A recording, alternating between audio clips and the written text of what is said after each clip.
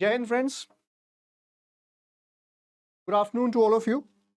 Today, we are here to discuss the current affairs for various examinations of Punjab Public Service Commission and other allied examinations. And we will be taking up the current affairs from 1st to 6th of November 2023. So let's start. We will be trying to understand the current affairs through objective type questions where we will try to build certain concepts. हम concepts को build करेंगे और हम कोशिश करेंगे कि हम ज़्यादा से ज़्यादा coverage कर सकें.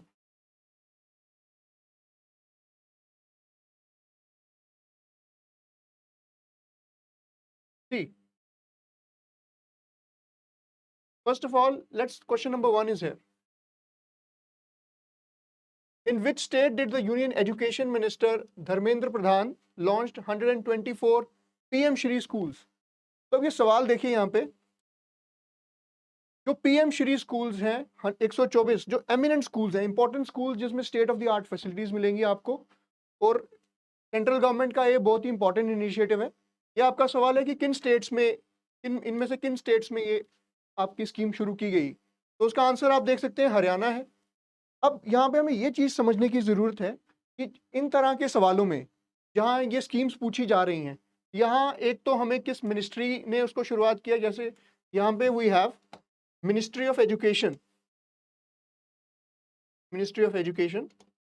Previously this ministry was known as HRD ministry के नाम से जानी जाती थी. अब इसको हम मिनिस्ट्री ऑफ एजुकेशन कहते हैं और ये धर्मेंद्र प्रधान जी ने ये स्कीम का लॉन्च किया था. और हम ये देखिए कि स्किल डेवलपमेंट और एंटरप्रेन्योरशिप डेवलपमेंट, क्योंकि इन स्कूल्स में सिर्फ एजुकेशन से ज़्यादा वोकेशनल स्किल्स के ऊपर भी फोकस किया जाएगा ताकि एक होलिस्टिक लर्निंग हो सके, एक ओवरऑल वेलबींग जो स्टूडेंट्स को एम्प्लॉयबिलिटी बढ़ सके. तो उस पॉइंट ऑफ व्यू से ये हमने स्कीम लॉन्च की. ये 124 स्कूल्स हैं, PM schools in the state of Haryana. ठीक है, इनमें स्मार्ट क्लासेस देखिए, इनमें स्मार्ट क्लासेस का इस्तेमाल किया जाएगा.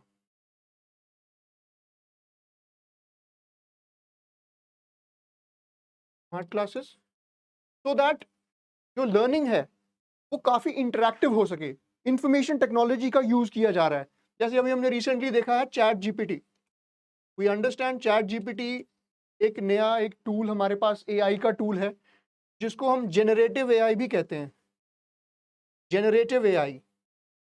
तो ये चैट GPT क्या करता है, ये डिफरेंट तरह के एक्सप्रेशंस को, डिफरेंट तरह के जो आपके जो डेटा है, रिकॉर्ड्स हैं, फाइल्स हैं, उसको प्रोसेस करके वॉइस टू टैक्स या डिफरेंट तरह के जो आपके पास डेटा प्रोवाइड करता है आपको. So the effective learning these days, the government is focusing on artificial intelligence, big data, machine learning, coding. ये सारी चीज़ें implement की जा रही हैं because data is the new oil. जैसे पुराने generations में हम oil was like the currency, it was the currency. Now data is the new currency. We cannot be left behind. हम इस रेस में पीछे नहीं रह सकते. हमें अपने देश को अगर आगे बढ़ाना है तो हमें इंफॉर्मेशन टेक्नोलॉजी के दौर में आगे बढ़ना पड़ेगा, और उसके लिए ये one of the few steps है. अभी हमारी नेशनल एजुकेशन पॉलिसी भी आई थी 2020 में. उसमें काफ़ी ज़्यादा इनोवेटिव स्टेप्स लिए गए जिससे हम अपने जो कमिंग जनरेशन है उनको एक अच्छी एजुकेशन दे पाएँ, और वो एजुकेशन वोकेशनल स्किल्स भी इन्हांस हो और उनकी जो एकेडमिक स्किल्स वो भी इन्हांस हो. तो इस तरह से हमने ये देखा. हमारा जो पहला सवाल, एजुकेशन मिनिस्टर धर्मेंद्र प्रधान इनने लॉन्च किया जो PM श्री स्कूल्स. तो ये हमारी एक सेंट्रल गवर्नमेंट की स्कीम है. This is a scheme of a central government. तो ये कुछ चीज़ें आपको ध्यान में रखनी है. सबसे पहली बात, education and skill development ministry. दूसरा, किस स्टेट में, ये हरियाणा में लॉन्च किया गया, राइट. इसमें smart classes, use of information technology, और ये सेंट्रल गवर्नमेंट की स्कीम है जिसको हरियाणा सरकार में लागू किया गया.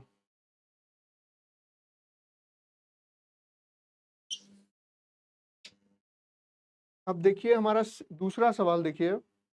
अब आप सब लोग क्रिकेट तो देखते ही हैं.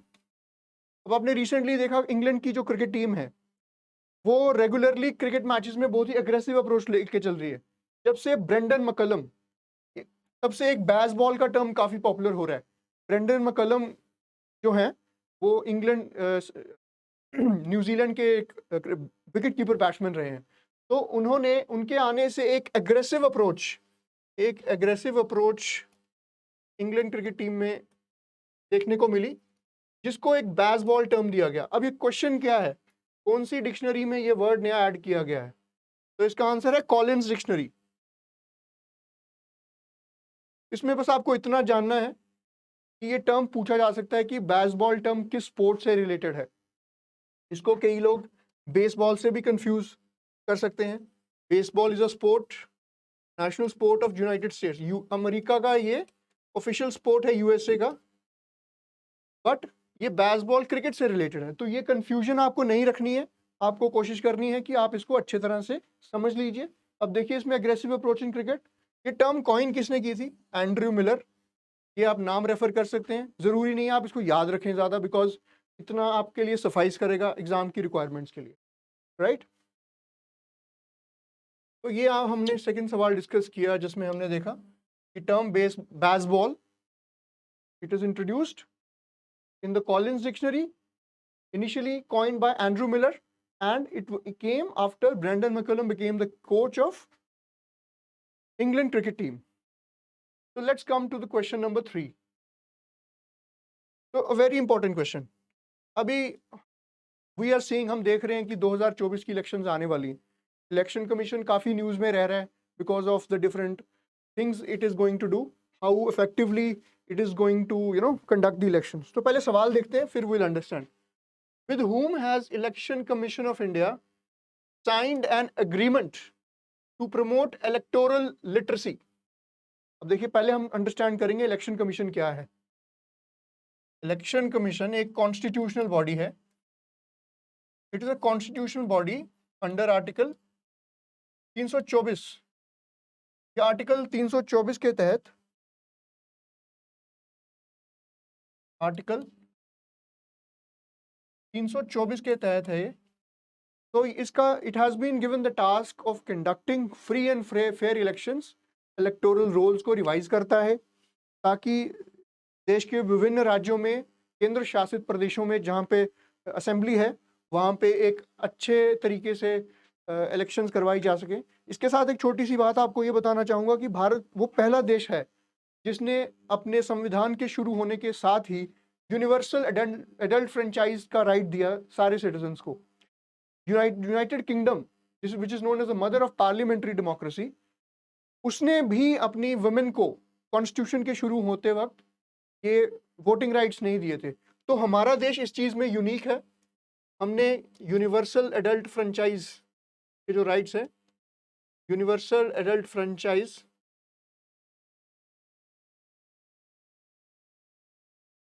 इसके जो राइट्स हैं हमने अपने सारे सिटीजन्स को दिए हैं। एक और इंटरेस्टिंग अगर चीज आपको यहाँ पे मैं बताऊं, जब हमारी फर्स्ट इलेक्शंस हुई 1951-52 में, 1951-52 में जब हमारी पहली इलेक्शंस हुई, तब हमारे देश की लिटरेसी सिर्फ 17% थी। 83% लोग इलिटरेट थे, अनपढ़ थे, साक्षरता नहीं थी उनमें। तो तब जो हमारे तब के चीफ इलेक्शन कमिश्नर थे, श्री सुकुमार सेन,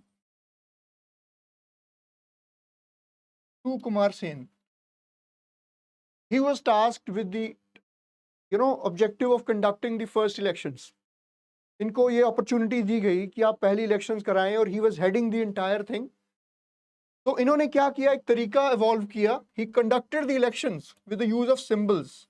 इन्होंने सिंबल्स के इस्तेमाल से इलेक्शंस को कंडक्ट कराया और इंश्योर किया कि एक जो हमारी जो देश की जो डेमोक्रेसी है उसको एक वाइब्रेंट तरीके से शुरुआत की जा सके। तो ये था। अब हम बेसिक बैकग्राउंड एक देना जरूरी था इसमें। अब देखिए सवाल क्या है, किसके साथ, किस बॉडी के साथ इलेक्शन कमीशन ने एक वो एग्रीमेंट साइन किया इलेक्टोरल लिटरेसी के लिए। अब इलेक्टोरल लिटरेसी क्या होगी? एक तो होगी लिटरेसी, साक्षरता कि लोग कितने पढ़े लिखे हैं। दूसरा इलेक्टोरल लिटरेसी हमें ये समझेंगे कि जो लोगों के अंदर जागरूकता है, लोगों के अंदर जो अवेयरनेस है अपने राइट्स को लेके, अपने वोटिंग राइट्स को लेके, और कितनी अच्छी तरह से वो अपने मत मतदान का जो उनको अधिकार मिला हुआ है उसको कितनी अच्छी तरह से वो उस चीज़ का इस्तेमाल करते हैं. How effectively the citizens of this country, 140 crore people of this country, above and those who are above 18 years of age. 1988 तक आपको पता होगा कि वोटिंग एज 21 साल थी, पर 61st अमेंडमेंट एक्ट आई 1988 में, वोट जिससे वोटिंग एज रिड्यूस कर दी गई 18 साल. तो जो 18 साल से ऊपर के हमारे जो नागरिक हैं इस देश के, उनके अंदर एक जागरूकता पैदा करना. इलेक्शन कमीशन इसके लिए काफ़ी स्कीम्स चलाती थी, जैसे स्वीप प्रोग्राम था, एक स्वीप इनिशिएटिव था, जिसमें लद्दाख जैसे क्षेत्र में आज से कुछ साल पहले जो डिप्टी कमिश्नर रहे थे सिमरनदीप सिंह, उन्होंने एक इनिशिएटिव 100% एनरोलमेंट कराई, लोगों में जागरूकता पैदा की. तो ये इनिशिएटिव सरकार द्वारा लिए जाते हैं वक्त वक्त पे, ताकि लोग अपने अधिकारों के प्रति जागरूक हो सके. They become aware of their rights, their adult franchise, and they become active partners. They become active partners in India's democratic and what we can say the electoral growth story. To become a vibrant democracy, एक vibrant देश बनने के लिए, एक democracy जो real sense में democracy बनने के लिए एक इफेक्टिव इलेक्टोरल डेमोक्रेसी का होना, और उसके लिए एक electoral literacy becomes all the more important. So this we have understood the conceptual clarity about the topic. Now the answer to this is Ministry of Education के साथ, because literacy is related to education. So this MOU this agreement has been signed by Election Commission, which is formed under Article 324 to create awareness amongst the people. जैसे हम देख रहे हैं, Election Commission has signed this MOU with Ministry of Education to bring electoral literacy. और ये voter education, ये छोटे बच्चों से ही, जो कक्षा 6ठी से लेके 12वीं तक के जो छात्र हैं, उनके अंदर एक जागरूकता, अवेयरनेस क्रिएट करना. क्योंकि when children are young, their minds can be molded. So that is the right opportunity to ensure that they are directioned in the right path. तो इसी तरह से ये इलेक्शन कमीशन का काफ़ी अच्छा स्टेप है. और एनसीईआरटी बुक्स में भी इन्होंने कहा है, एनसीईआरटी की टेक्स्ट बुक्स में भी, जो स्टेट एजुकेशन बोर्ड्स की बुक्स हैं उनमें भी एक सेम तरह की इलेक्टोरल लिटरेसी को प्रमोट करने के लिए भी एक अप्रोच अडॉप्ट करने के लिए रेकमेंड किया है. So this is how we understand the role of Election Commission and how it partners with different agencies in the country to create awareness, to ensure that we are a vibrant democracy. So moving on, because see, आपका जो current affairs आएगा, ये different components में से आएगा. You will not be asked this current affairs from only one section. A variety of sections you have to be aware about: sports, culture, business, international affairs, then political structure, history. जो culture से में जो भी current affairs आ रहा है, तो वो आपको Nobel prizes, all these things you have to be aware. So the next question is, who won the gold medal in the men's 50-meter 3P prone position at the Asian Games Shooting Championship? The answer for this would be Akshay Pratap Singh Tomar. इसको आपने सिर्फ याद करना है, इसमें कुछ आपको context की ज़रूरत नहीं है. So basically 50 metre 3P position में एशियन शूटिंग चैंपियनशिप्स, यहाँ पे इन्होंने गोल्ड मेडल लिया है. साथ में देखिए, इसके साथ दो इंफॉर्मेशन और हैं. इनके साथ ही जो मिक्स ट्रैप इवेंट था, ट्रैप इवेंट होता है जिसमें क्ले कार्ड्स आर शॉट हवा में and you have to shoot it one by one. So mixed trap event में ऐश्वर्या प्रताप सिंह तोमर ने मनीषा कीर के साथ और पृथ्वीराज टोंडियन के साथ गोल्ड मेडल जीता है मिक्स्ड ट्रैप इवेंट में. तो ये एशियन शूटिंग चैंपियनशिप कहाँ हो रही है? शांगवॉन रिपब्लिक ऑफ कोरिया. ये कोरिया शांगवॉन में ये एशियन शूटिंग चैंपियनशिप हो रही है. तो इसमें आपको बेसिकली फर्स्ट पॉइंट जो याद करना रहेगा कि who is the winner of the gold medal in the 50-meter position. Then mixed trap event में ऐश्वर्या प्रताप सिंह और मनीषा कीर और पृथ्वीराज टोंडीमैन, इन्होंने साथ में मिलके ये गोल्ड जीता था. और ये कहाँ हो रही है events? Changwon republic of Korea. Changwon, the city of Changwon in the Republic of Korea. All right, fine. Let's move further.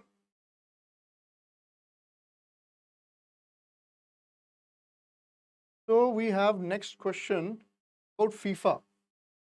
A lot of you will be having interest in football.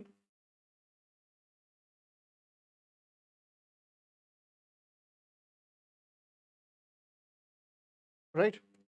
So which country will host the 2034 2034 का जो FIFA world cup है वो किस country को hold करने का right दिया गया है? तो इसका आंसर है Saudi Arabia. The international football federation, जिसको हम फीफा कहते हैं, इनके president Gianni Infantino, he has confirmed that the Gulf country of Saudi Arabia will host the FIFA World Cup 2034. Australia ने इसमें पहले बिड किया था, फिर बाद में पुल आउट कर लिया। और इसके साथ ही दो और इंफॉर्मेशन हैं, जैसे 2026 का वर्ल्ड कप मोरक्को में होगा, 2026 का आपका वर्ल्ड कप मोरक्को में होगा। मोरक्को कहाँ है? It is in the north of Africa. Morocco is in the north of Africa, right. And the 2030 वाला जो वर्ल्ड कप है, that will be held jointly by Portugal and Spain, that is in Europe. तो simply 2034 का world cup Saudi Arabia host करेगा। कौन decide करता है? FIFA. FIFA के चेयरमैन इस टाइम कौन है, ये भी पूछा जा सकता है। Gianni Infantino, the president of FIFA. 2026 वाले आपके मोरक्को में होंगे, जो अफ्रीका में है। और 2030 के जो फीफा वर्ल्ड कप चैंपियनशिप है, वो पोर्टुगल स्पेन जॉइंटली होल्ड करेंगे, that is in Europe, right.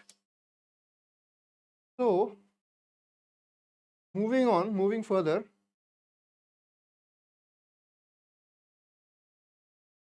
so who has been appointed as the new CEO and MD of Tata Power Renewable Energy Limited? तो टाटा पावर, देखिए टाटा ग्रुप इंडिया का सबसे one of the important business houses है, which takes lot of initiatives towards creating socially sustainable projects. तो इनका ये जो renewable energy का जो प्रोजेक्ट है, इसको हेड कर रहे हैं दीपेश नंदा जी। अब टाटा पावर के बारे में थोड़ी सी इंफॉर्मेशन अगर आप जाने, one of the largest integrated power companies हैं ये, राइट। दीपेश नंदा इसके न्यू चेयरमैन रहे हैं, राइट। एंड टाटा, ये सीईओ और एमडी टाटा पावर सब्सिडीज के, राइट। तो बस इतना आपने याद करना है, इसके न्यू चेयरमैन रहे हैं दीपेश नंदा। और इनके पहले प्रेजेंटली जो प्रेजेंट हैं टाटा पावर के जो सीईओ और एमडी, वो हैं Pravir Sinha. So basically, this question you only need to remember these two facts: that who has been appointed as the new CEO of Tata Power Renewable Energy Limited. For that you have Dipesh Nanda, and the CEO MD of Tata Power, the parent company, that would be Praveer Sinha ji. तो इस तरह से जो companies के heads of companies and heads of different organisation change होते हैं, वो आपको थोड़ा सी इंफॉर्मेशन आपको ध्यान रखना पड़ सकता है। They can ask you. So just remember this data. Moving further, let's see. अब देखिए ड्रोन्स के बारे में आप सबने सुना है, drone warfare. You must have heard about this idea of hybrid warfare.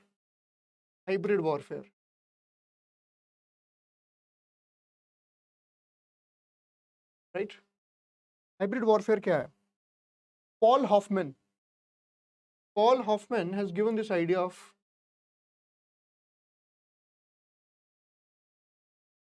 Paul Hoffman ने आइडिया दिया है हाइब्रिड वॉरफेयर का। इसमें सिर्फ ट्रेडिशनल आर्म्स का यूज नहीं होता है, इसमें अनकन्वेंशनल आर्म्स, जिसमें ड्रोन्स भी इंक्लूडेड है, मेडिकल और बायोकेमिकल वॉरफेयर हो गया, sarin gas you have scene.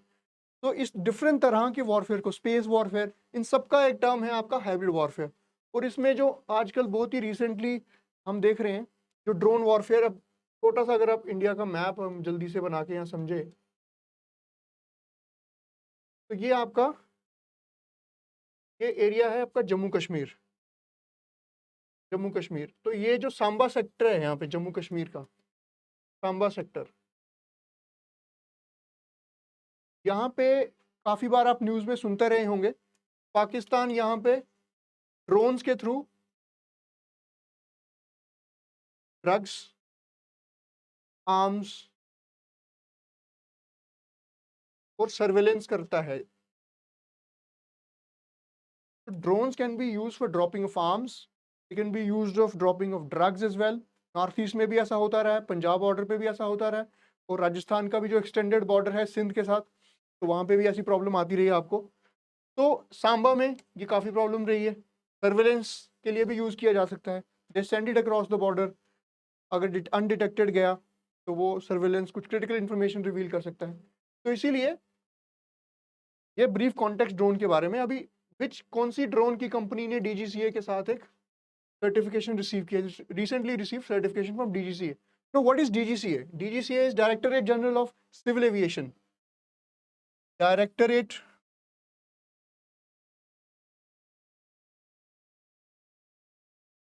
so it is Directorate General of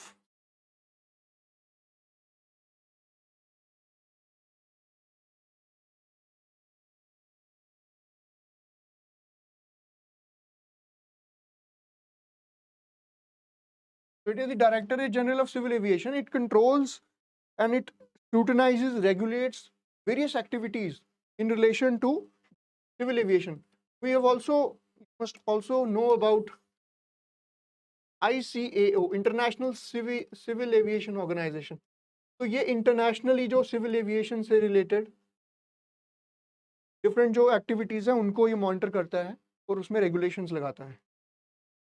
एक और इम्पॉर्टेंट हम चीज़ अगर समझे, आपने एंटी हाईजैकिंग के बारे में सुना होगा। एंटी हाईजैकिंग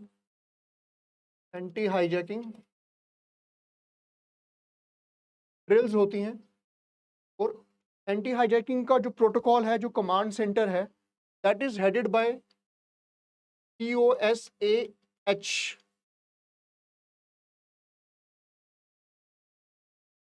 पहले इसको COSAH कहा जाता था, committees of secretaries on anti hijacking. Committees of secretaries on anti hijacking, बाद में इसको एक्सपैंड करके COSAPH, committees of secretaries on piracy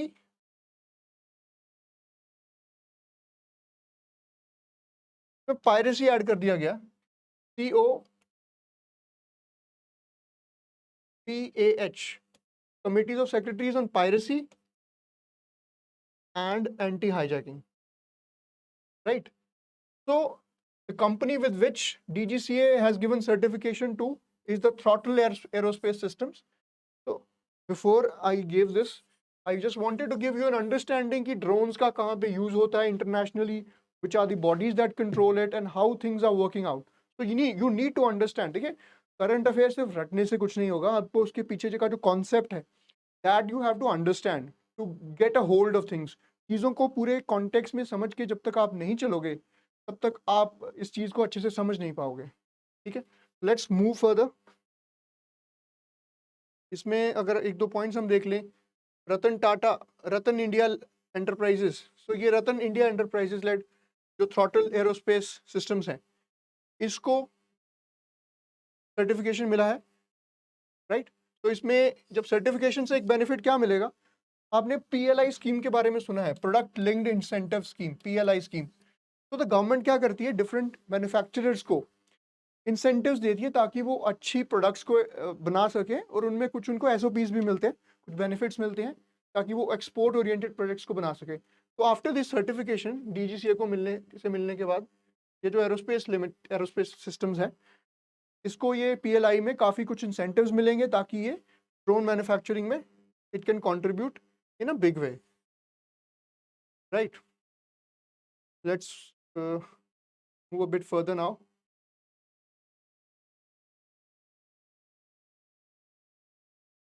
right, अभी देखिए एक और ज़बरदस्त टर्म जो आपको पता होनी चाहिए। पहले तो हम देखते हैं सवाल को, फिर हम एक्सप्लेनेशन पे जाएंगे। World's first AI safety summit कहाँ पे हो रही है? ये ब्रिटेन में हो रही है, as we can see. This thing you have to learn. अब आगे देखिए, the world's first AI summit, European country Britain, many countries including India, America, France, Singapore, ये कंट्रीज भी पार्टिसिपेट कर रही हैं, राइट? और देखिए यूनियन मिनिस्टर हमारे राजीव चंद्रशेखर, ये इंडिया को रिप्रेजेंट कर रहे थे। बकिंगम शायर में ये इवेंट हुआ था, सदर्न इंग्लैंड में, और ये फर्स्ट टाइम हुआ है कि ऐसा कोई इवेंट ऑर्गेनाइज किया गया है। तो if it's asked to you, तो where was the world's first AI safety summit being organised? So it was held in Britain. Apart from Britain, we have countries like India, America, France, Singapore. They were the participating countries. India was represented by Rajiv Chandrasekhar ji. Along with that, Rajiv Chandrasekhar ji is one of the very intellectual persons in the government of India. He is a very sharp background. So if you feel like, you can read about him. He's a man of many talents. He's a man of many talents and one of the highly qualified people in Indian ministry right now. अब देखिए, आप context समझते हैं इसका. AI safety summit की जरूरत क्या पड़ी? What is the requirement of safety? Now, what is AI first? Let's understand. AI क्या है? It is artificial intelligence. Artificial intelligence.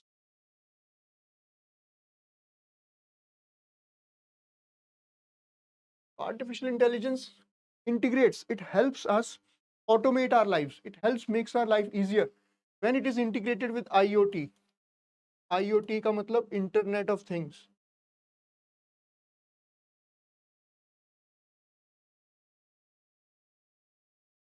Means Internet of Things, right? So artificial intelligence. देखो, the current century is the century of data. Data in ICT, Internet, social media, all these things. So when everything is integrated, IoT क्या करता है? आपके home से लेके, from your homes to your office, to your geysers, to your refrigerators, to your room heating systems, to your lighting system, everything it can control. You can control from the click of the mouse, from your mobile phone only. You can control that. So here you need to understand here कि जब ये सारा data integrated है, तो data theft का भी एक, data privacy का भी इशू काफ़ी बार उठता रहा है. जो डिफरेंट कंपनीज हैं, फॉर एग्जांपल फेसबुक है, Meta, then you have all these things. तो इनका प्रॉब्लम क्या है? इनका जो डेटा वेयर हाउसिंग है वो पेरेंट कंट्री में होता है. फॉर एग्जांपल इनका यूएसए में होगा, कैलिफोर्निया में. They will be storing their data. They will be storing their data there. तो what this will lead to? इससे प्रॉब्लम होगी. इससे क्या होगा? जो इंडिया के सिक्योरिटी कंसर्न्स है, फॉर एग्जांपल कुछ इंटरनल सिक्योरिटी से रिलेटेड कुछ इशू क्रिएट हो गया, then you need lot of clearances. आपको डेटा क्योंकि इंडिया में स्टोर्ड नहीं है, तो that can create certain troubles. Similarly जैसे एआई सेफ्टी है, एआई से रिसेंटली हमने कल परसों ही देखा है डीप फेक वीडियो न्यूज में ही आ रहा था. We have one of the Indian actresses Rashmika Mandanna,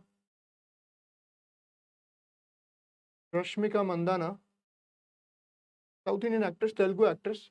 इनका एक डीप फेक वीडियो काफी वायरल हो रहा है. Deep fake video. So this is not a matter of some humor or anything. This is a very serious matter because this infringes upon the privacy of people. लोगों की privacy पे this infringes, and it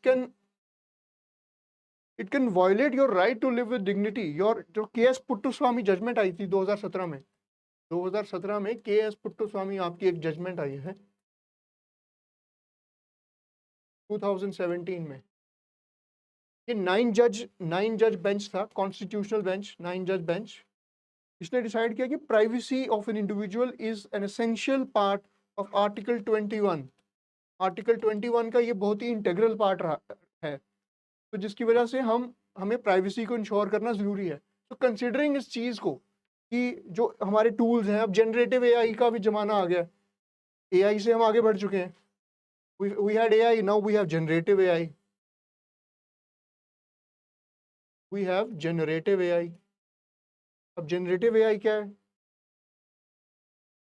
में ये वो पूरा impersonate करेगा. जो humans पहले काम करते थे वो अब एआई करेगा. तो though it is going to make our lives easier, but see challenges भी हैं. तो इसीलिए we need a global campaign. We need a global awareness about the challenges of artificial intelligence, about how artificial intelligence can be a problem in intruding into our personal lives and security concerns related thereto. Right? I think this should suffice for your understanding. इतना आपके लिए काफी रहेगा. That will help you get a hold of the things. Moving further, now let's see a sports trivia here. So we have mixed questions because just to make it a little more interesting. So who is the bowler with the highest wickets in ODI World Cup history? So World Cup is going on. You all must be watching it. India is going all guns blazing. 8 out of 8. It has won all the matches. With our king Virat Kohli doing a great job. But at the same time, Mohammad Shami in 4 matches, he's got 16 wickets. I think 4 or 5 matches he's got 16 wickets. So that just information that he is the Mohammad Shami with 45 wickets. With 45 wickets, he is the highest wicket taker from India. इससे पहले joint record था जहीर खान और जवागल श्रीनाथ का। और सिर्फ इसमें एक और चीज़ आपको जानने की ज़रूरत है कि 71 wickets is the all time world record. ये ग्लेन मैग्रा का है। ये ऑस्ट्रेलिया के फॉर्मर फास्ट बॉलर रहे हैं, तो इनका ये रिकॉर्ड रहा है, right. Let's move a bit further now.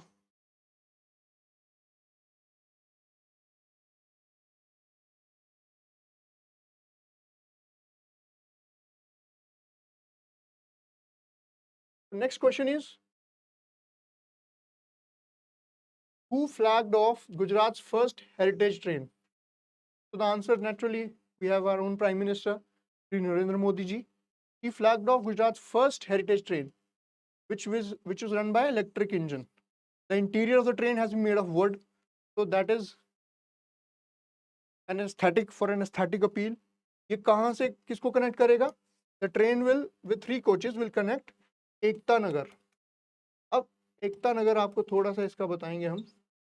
Ekta Nagar कहाँ पे? इसको केवाड़िया भी कहते हैं, केवाड़िया,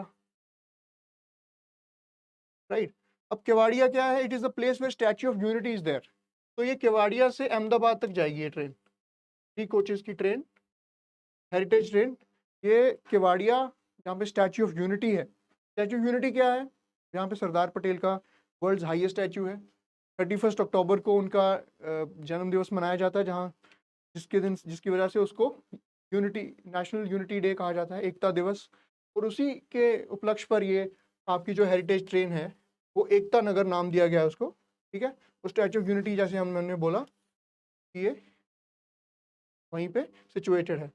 इसके साथ अगर ब्रीफली हम एक देखेंगे सरदार पटेल, ये क्वेश्चन आने का रीज़न यही था कि Sardar Patel, India's first home minister, Sardar Vallabhbhai Patel, सरदार वल्लभ भाई पटेल, जिनको हम आयरन मैन के नाम से भी जानते हैं, he is known as Iron Man of India, Iron Man of India, लौह पुरुष। तो इन्होंने भारत के जो जब हमारा देश बना तो इंटीग्रेशन में जो प्रिंसली स्टेट्स, 565 जो रियासतें थी, प्रिंसली स्टेट्स थी, तो उनमें से चैलेंज आपको कहाँ पे आया? सबसे ज़्यादा जूनागढ़ में आपको प्रॉब्लम आई, फिर आपको हैदराबाद में प्रॉब्लम आई, और जम्मू कश्मीर। तो इन्होंने अपने डिप्लोमेटिक एस्ट्यूटनेस के साथ, डिप्लोमेटिक स्मार्टनेस के साथ ओवरऑल इस चीज़ को इन्होंने देश के सभी रियासतों को इंटीग्रेट किया। और जैसा हम आज भारत का नक्शा देखते हैं, इसमें वीपी मेनन और सरदार पटेल का बहुत महत्वपूर्ण, इन दोनों का बहुत महत्वपूर्ण रोल है। तो आज के लिए इतना ही। मुझे उम्मीद है कि ये कुछ हमने कॉन्सेप्ट्स जो देखे हैं आपको इसमें क्लैरिटी आई होगी और आप इनको अच्छी तरह से समझ पाए होंगे। हमारा देखिए पर्पस ये है, we have to understand the concepts. हमें कॉन्सेप्ट्स को भी समझना है और साथ ही हमें एक ओवरऑल अंडरस्टैंडिंग बनानी है, सिर्फ रटना नहीं है। जब हम समझ जाएंगे चीज़ों को, तभी धीरे धीरे धीरे हमारा कॉन्सेप्चुअल अंडरस्टैंडिंग होगा। जो फैक्चुअल क्वेश्चंस हैं उनको रटना है और जो कॉन्सेप्चुअल क्लैरिटी है वो भी लानी है। I think that's it for today. Thank you. जय हिंद फ्रेंड्स।